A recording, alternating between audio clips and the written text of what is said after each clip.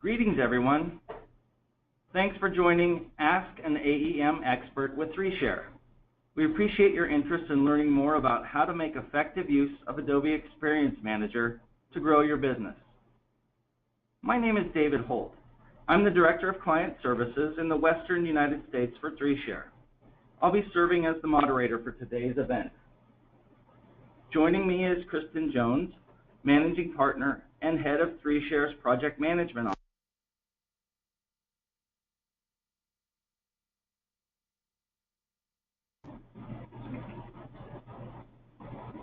And Upan Manikam, an AEM technical architect who leads development efforts on large-scale AEM projects across North America. We're together today in Seattle, and because we're in Seattle, the coffee capital of the world, we've created a coffee theme for our conversation. To set the stage, let me pause very briefly to tell you about 3Share. We're laser focused on the Adobe Marketing Cloud, with emphasis on AEM sites and assets, implementation and support services, including remote operations of AEM. Since our inception 7 years ago, we've supported enterprise-level clients across many vertical industries and have completed hundreds of AEM projects. In fact, working with Adobe is all we do. Many of you have submitted questions in advance of today's event. Thanks for sending them in. You can see on this slide the various range of participants and a list of topics that were submitted. Here's how today's event will work. I'll simply read each question, and Kristen and Upan will provide a short answer. At the end of their response, if the person who submitted the question is still on the line, I'll unmute your microphone so you can ask a follow-up. Please be as concise as you can, maybe 30 seconds or so. Each of you is also welcome to submit questions into the questions field within GoToMeeting. If time does not allow us to answer your question, we'll schedule a private call for you with one of our experts. My contact info is provided on the final slide today, and we'll send a follow-up email with a link to a recording of this webinar. And because of the great response we've received, we'll continue to do these Ask the AEM Experts events on a regular basis moving forward. And now let's dive into the Q&A. Question number 1 comes from Alana, a digital marketing specialist. Can you explain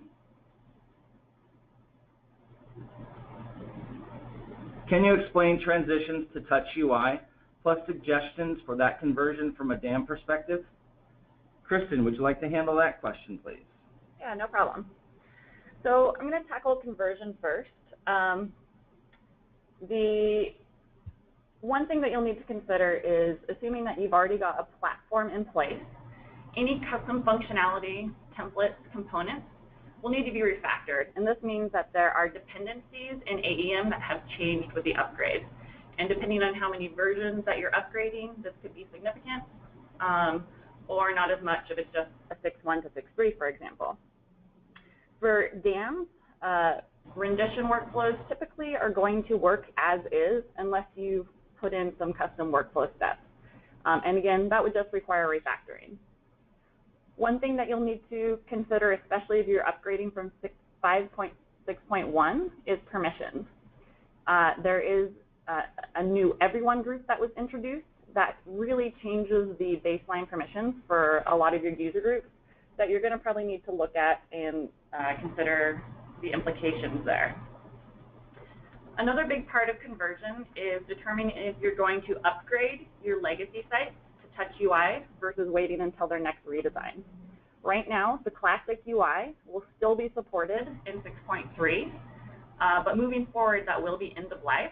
So you can convert all of your components into templates to also work in Touch UI as part of your upgrade, or if you know it's part of your roadmap that you're going to be doing a redesign on the site in the next year, you might want to save that effort and just build that site in Touch UI the next time around. One nice thing with the 6.1 and above releases is that there are new sample sites to work from instead of geometric. So you're going to have some good examples. And then one other big piece of conversion is your migration strategy, and this is really important for your dam. So depending on the number of assets that you already have in your system, there are different tactics that you might want to look at. It could just be a simple clone of your repository, or in some cases, like one of my e-commerce customers, they decided to completely start from scratch when they did an upgrade in order to go back through and clean up their original implementation because they had changed over the years. So then transition. So transition is really more about change management. As mentioned, classic UI is still available, and it's easy to just jump back into that world, but you're going to start missing out on functionality, and it doesn't do you any good when Adobe is really focusing on improving the touch UI experience. So what that means is user training. How are you going to roll this out to your users? And another thing to think about is the changes in the UI from even 6.1 to 6.3. So for example, how you access the different navigational tools has changed. So again, a little bit more change management process. So if you still have sites that are straddling both the classic and the touch UI world, you're going to probably have a phase of time where you have users using both interfaces. And so as mentioned, like when you get to the redesign of a site, you can take it fully into touch UI, and those authors can be trained up on the new interface. And over time, all of your authors can be onboarded into that touch UI world. One other part about transition and your roadmap as you move forward is deciding if you're going to continue to update your code to work in both classic UI and touch UI. And this is also for your digital asset management metadata. If you want that metadata to appear in both interfaces, you have to update it into locations. And this doubles the work for your developers. So in terms of costs and overhead, this can cause a lot more work for you. So again, with that transition and change management, think about the long term, where you're going, where Adobe is going, and try to make the best decision for your business. And then also part of your transition plan is start looking at the new tools and features and determine what you can use. For the digital asset management side, processing profiles allow you to add metadata and tags to your folders a lot more easier on ingestion. There are better reports in the touch UI for assets. If you have an Adobe Analytics, you can hook up the Asset Insights integration. There's project workflows for asset ingestion that are becoming more robust and continue to be focused on by Adobe in terms of the end-to-end process for assets and taking that into the cloud with, working on your assets in Photoshop as well. There's a new asset share out on ATS Commons, and there's also the Software as a Service brand portal that you can consider using once you've upgraded to 6.2 or above. And then on the site side, you also have content and experience fragments and template editor, and a much more improved experience with some of the normal out-of-the-box features such as multi-state management and localization that they're using. So a lot of new tools that are really being focused on in the new UI that you should explore. Thanks, Kristen. Question number 2 comes from Monica, an analyst. What is the best approach for archiving content and assets that need to be saved for compliance reasons? Upen, would you like to handle that one, please? Sure. Thanks, David. When it comes to archiving content, there are certain ways to do it. The first one I would suggest is to keep a separate author upload to another author. So what it means is that maintain a separate AEM instance and strategize moving of your content from your base author instance. The downside is that more AEM instance means more license, so you need to be aware of that. And the second option I would suggest is in the same author, if you have a dedicated archive area, when I say dedicated archive area, you can keep an archive workflow to remove renditions or versions and archive minimum metadata to reduce storage. So what it means is that you can keep a separate dedicated archival area in your repository and design your archival process to remove unnecessary renditions from your assets and versions of the content. This can help reduce the repository size and not alter the performance of your system. Also, when you move it to a different location, if there is any automated workflows that gets launched from the launcher, they will not be getting activated because of the locations are different. So this will ensure your better performance of the author. The last one is a conventional approach. You can export as a package if the content is not that important or not that often to be checked. In that case, the archive content is to be moved to a separate shared drive or like a SharePoint in your organization. And whenever if you need to verify anything, you can download and reinstall into your author and verify it. That's the last approach I would suggest. Back to you, David. Thanks, Upen. Question number 3 comes from Andrew, a content librarian and analyst. How has your organization handled the structure of the DAM to accommodate or serve multiple business functions? Kristen, would you like to handle that one, please? Yeah, no problem. So this is definitely a lesson learned over the years working on digital asset management projects. With working with different customers, I find that it's really important to have a subject matter expert who knows the overall business. One of my first DAM implementations started at a regional level, and it wasn't until a year later that they decided they wanted to go global with AEM. And what this did was it really caused a lot of rework in the long run. So with someone who can look at your organization holistically, what are all the business groups, what are all their functions and needs, you can really do your implementation right the first time around.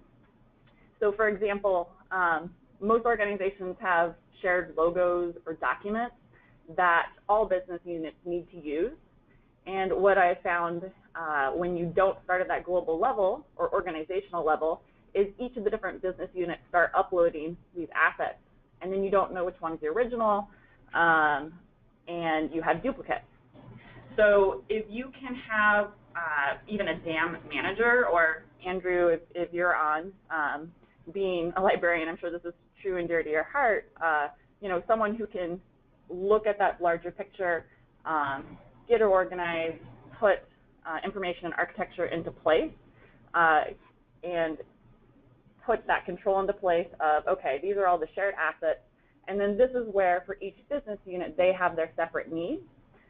You can put together an information architecture that's going to support the long-term growth of your organization. And this also goes for taxonomy. With taxonomy, again, I would say have a subject matter expert or a central manager of the taxonomy so that it's controlled and you don't have people putting in similar tags or misspelled tags. And again, you can then have a shared taxonomy that will serve the whole business need, because most likely across your businesses, they're going to have similar needs.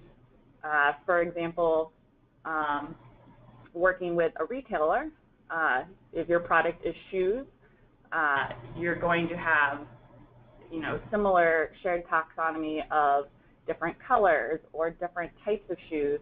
And if you have, one person in dress shoes versus one person in running shoes creating their own taxonomy, there's going to be a lot of duplication.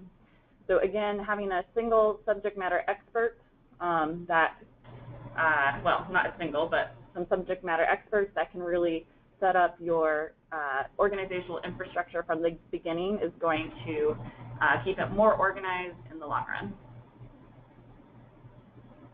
Thanks so much, Kristen. Question number 4 comes from Josh, a web developer. I'd like to know your opinion on Sling Models versus WCM use. Is one better than the other?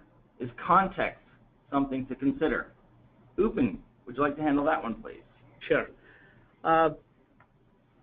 Basically, they both are not much of a big difference between them. You could use them one over the other, but personally, I would say Sling Model is very useful when it comes to the ease of use and the clean code, for that matter.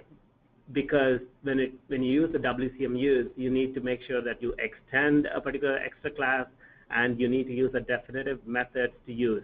But in Sling Model, it's not important to do that, because you can basically convert any POJOs into a Sling Model pretty simply by injecting and adding some annotations to it. The first one I would suggest is a easy retrieval of parameters passed using injection annotations. So, like I said before, conversion of a simple POJO to a Sling Model is much simpler than to a WCM use. So you can use an injection and annotation. And the initial method that you want to run, you can just add it to any method that with a post-construct annotation method. Also, you can create your own custom injections and annotations to use. So that is another advantage when it comes to Sling Model. The second one is ability to serialize and export the Sling Model. The Sling Models can be serialized and exported using Jackson JSON importer with a few extra annotations. This is useful when you need the representation of any resources from your front-end code like JavaScript or any remote web or non-web interfaces that needs the representation of your page which has those Sling Models. The third one is ability to map the resource type to a Sling Model. So Sling Models can be deduced by the resource type of the caller. When I say that the caller, what it means is that the caller does not even need to know about the model's class name. This is helpful when you have a component overlay, but this is not possible using WCM use. So to put it all together, if you're starting a new component, better to go with a Sling Model than a WCM use, although the conversion of existing WCM use class to a Sling Model is not that crazy. Thanks so much, Upin, and thanks for the question, Josh. Question number 5 comes from Ryan, a project manager. What's the average time to develop page or component or content components? Is it best to have design completed before a solution is selected? Kristen, can you take that one, please? No problem. So a bit of a loaded question with the average time to develop a page or content component, but I will address that. But let's first start with if you need a design to before you choose your solution. So I'm assuming this means you need a design in order to choose AEM as a solution, and I would say no. I think you need to choose the solution based off of your overall business needs and not just one design. And honestly, it's better to design for AEM. When you are designing for AEM, you need to consider things like reusable navigation, headers, titles, different content areas that can be turned into a component. So in that respect, the solution should then drive your design in some ways. One nice thing is having long-term clients. We've been able to work with their vendors to learn how to design for AEM over the years. I remember the first time working with an energy company, their design came in and we went through their design and I was like, you have 8 different types of headers in here. And, you know, while you do want your site to be aesthetically pleasing and usable, you also need to think about the design overhead. So we worked with the client and the design firm to whittle that down to a much more reusable set of headers that we could then build into components without creating a lot of cost for the client. And this is something that, because we specialize in AEM, we have our own design service where our designer specifically does make sure that when she puts the design together, it will work really well once you take it down into AEM. It is ideal to have design completed prior to development beginning. If needed, you could do a rolling design completion once development starts. But the biggest thing is that you will run into a lot of rework if design changes. What we typically do is we start from that Photoshop file, and it gets broken down into HTML, CSS, and JavaScript. So then we take that and we're going to hook it up to the author dialog into a component, and then add in configurations such as colors and sizes. So when the design changes, that can potentially change what a dialog does, or it obviously goes in and changes the layers of the HTML and CSS. So have your design done, have it finalized, and then get the development going. So in terms of the average time to do a template or component, I'm going to just throw out 3 days. If it's a rich text editor component that you just want to add some custom dialogues to or custom colors to, maybe it's just a few hours. But then you might have a really robust hero component, and that could take, up to a week. You might have different dialogues for adding different images, different layers of text, changing the background color, changing the text color. So there's a lot of different variables. And you also have to consider the skill set of your team. If you're starting a new team in-house, those developers may not have a lot of experience, and it's going to take them twice as long as an architect or a senior developer who's been working on AEM for many years. And the one nice thing about having a seasoned developer is, they see a lot of the same things over and over again, so it's going to make them more efficient. So, like I said, a bit of a loaded question, but if you're getting into components or templates that are going to take longer than a week, you probably need to relook at your design. Thanks, Kristen. Ryan, I see that you're on the line. We're going to unmute your phone. If you want to ask a follow-up question, please go ahead.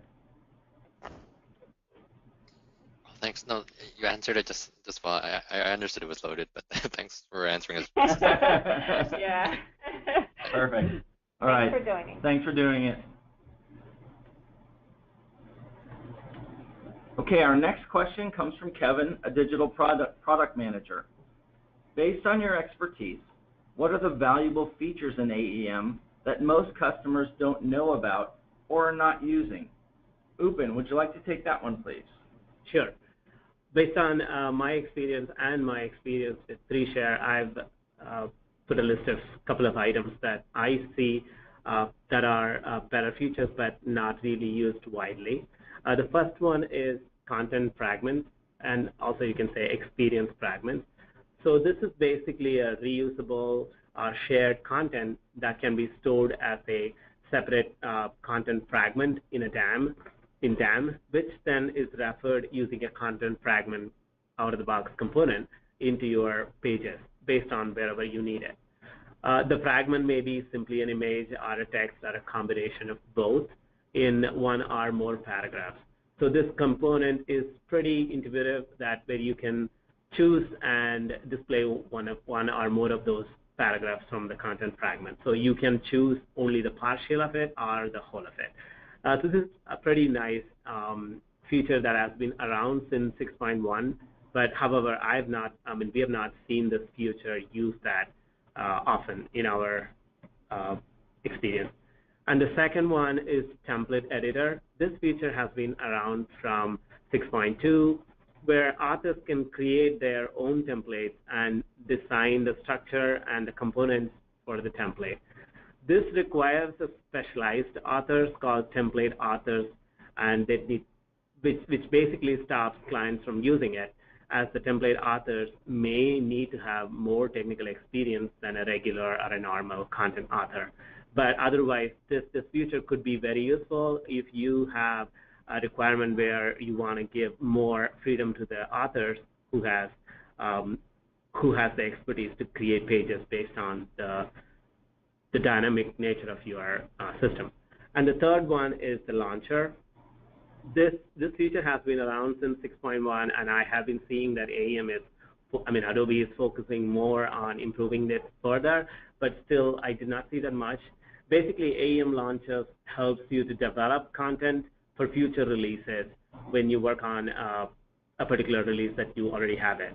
So this has been around, but however, I've not seen it because this is a very intuitive feature where if you have if your client has multiple projects running on the same code base at the same time, like in parallel, then you might need to consider using the launchers, because you can have your own team would use their own content and their own testing environment, perhaps. So that is a nicety of using launchers. Thanks, David. Back to you.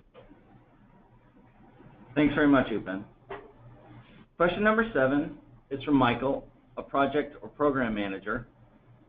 What should a new AEM user look out for with localization? Kristen, would you like to handle that one, please? Yeah. So one thing that I've ran into a lot with clients is, and it's really, again, goes back to the design vendor, is designing for translation. So when you get handed design, it's usually, in PDF or a PSD, and it's a nice flat design, and everything fits perfectly. Well, that's great until you start translating words like news to Spanish or German, and it doesn't fit nicely in the buttons or navigation. So what I recommend is to work with your design team to consider longer translations for areas that might be limited. And this is where, you get down the path and your developer has created the nice button with certain restrictions, or the navigation is a set width, and you get a few months down the road and you're actually starting to put in your content, and it doesn't look as good because it doesn't fit. So that would be an easy one that you can try to deal with up front. In the development phase, make sure that your developers are not hard coding text into the component. So again, this could just be like a button component where it had like a more button. Don't hard code that in English, because then obviously when you do go to translate your site, you're now limited or have to rework it. You could just do a blank dialogue where it gets typed in, or you could use I18N to have that feed in from a library or translation service. Definitely consider your content translation strategies. If you're doing smaller sites or not a lot of translation, it could just be a manual process. You could consider an integration with Google Translate, or you could use a third-party vendor. And then if you're using multi-site management, we just recommend using Adobe guidelines. They have it well documented of how to do the different rollout features. So definitely read up on that and utilize it. It's a good tool, and it's something that Adobe has and will continue to spend some time on. Great, thanks so much, Kristen. Question number 8 is from Brian, a senior developer. What are the best practices for running AEM with container or Docker and performing continuous or automated deployments? Upen, you want to take that one, please? Sure. So just to give an overview of what is the Docker, I mean, it's not really very well or widely used, I would say. So a Docker is basically a stateless virtualization container, which can be pre-built with the necessary softwares required all put together. It is mainly useful when you don't want to deal with setting up multiple softwares required to build a system every time when you need it. As it is a stateless container, it is mainly useful in AEM when it comes to running test part of your continuous integration process. So that is what the question is around it. So my recommendation would be to keep tag or save your instances based on your test phases or versions. When I say that, avoid creating images on the fly, because it takes time and resources. As and when you have a base branch, tag or save it. It could be your AEM version changes to recreate your image and save it as a backup. And you could use it in your continuous integration server like a Jenkins and refer it to run the test.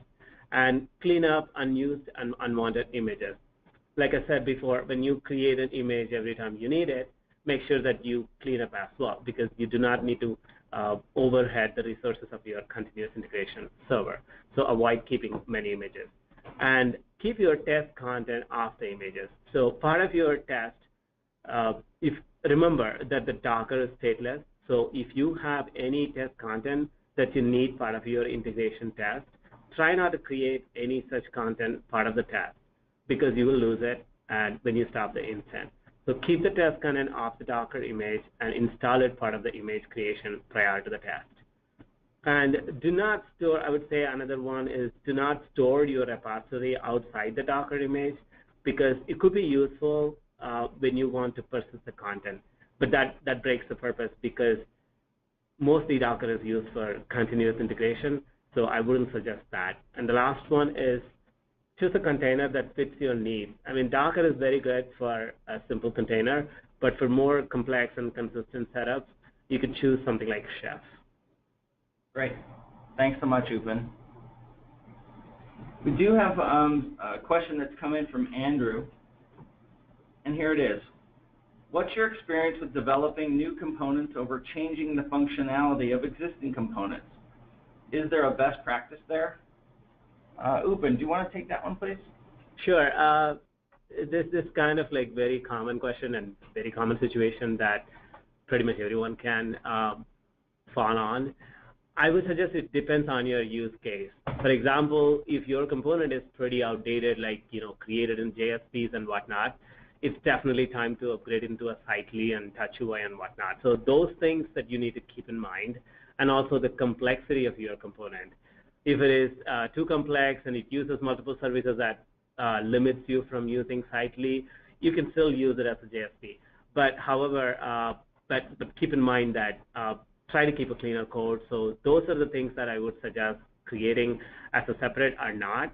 But if you choose to go for a create a component, also keep in mind to clean up the old one because the authors could get confused over seeing multiple components and end up having a multiple problems in the content side.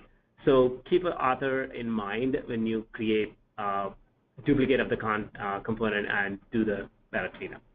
And just to add on to that, with 6.3, they have started to introduce core components. Yeah.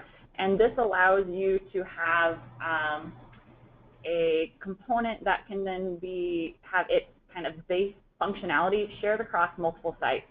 And we actually, prior to 6.3, rolled this out to one of our energy company clients doing our own version of common components. And this allows you to you only have to update code for the functionality in one place, and then you just add the design layer for the specific site. And then the nice thing about that is you start to reduce the number of components that you have to manage over time. And then, every once in a while you'll have some new components that you'll need to introduce per site. So definitely check that out in terms of reducing the amount of long-term maintenance that you have to do. Great, thanks, Kristen. We actually have another question from Steven, who's a manager of web services. We use Active Directory in our login.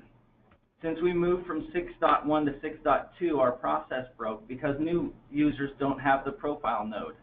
Is there a fix? Yes, I did see that question beforehand.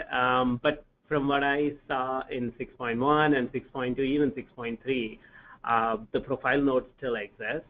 So I wasn't sure what exactly was the problem. So if you could elaborate further, I could probably be able to answer that.